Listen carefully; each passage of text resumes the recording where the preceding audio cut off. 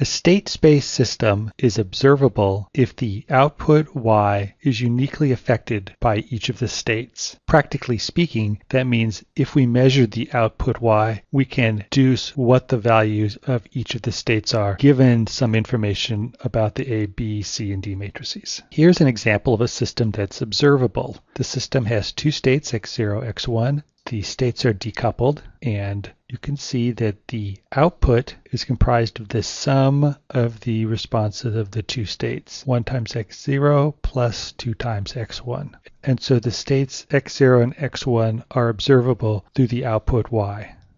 The second system here is unobservable.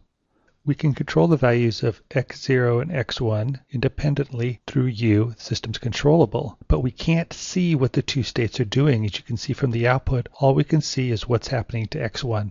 So this system is unobservable. This final example, again, we have the same two decoupled states, but now I have two outputs. x0 is observable through the first output. x1 is observable through the second output. Together, the system is considered observable as long as we can measure both outputs. There are two ways to determine observability. One way is to diagonalize the system and look at the C matrix. Be careful, this only works if the system has non-repeating eigenvalues.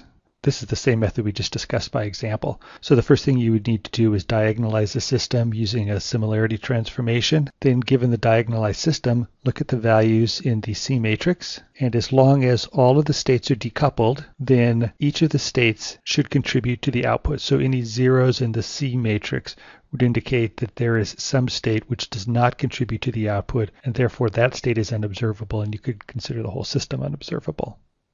So you need to be a little bit careful with the interpretation when you have states that are coupled. In this example, I've block diagonalized the matrix, so this would have eigenvalues of -2 and -3 plus or minus 4i. Looking at the C matrix, we can see that there is 1 0 right here. However, the system is still observable because these two states, x1 and x2, are coupled. You can see that they depend on each other.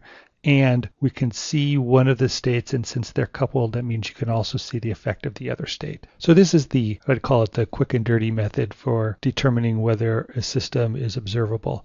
A sure method is to use the observability matrix. The test using the observability matrix is to look to see if the matrix here, C, CA, CA squared, and so on, has full rank. It should have the same rank as the order of the system. Let's look at an example. So I'm starting with a second order system. This just happens to be in controller canonical form. Now let's calculate the observability matrix. So here I have C, and now I have CA, and then I could go CA squared, but I don't need any more than 2 rows in this because this is just a second order system. Now, to be observable, this matrix, the observability matrix, must have full rank. That means it must be non-singular, or you could say it must have all linearly independent rows and columns. And the easy test for that is just to take the determinant and verify that it's non-zero. And taking the determinant gives me a value of 1, which means indeed the system is observable.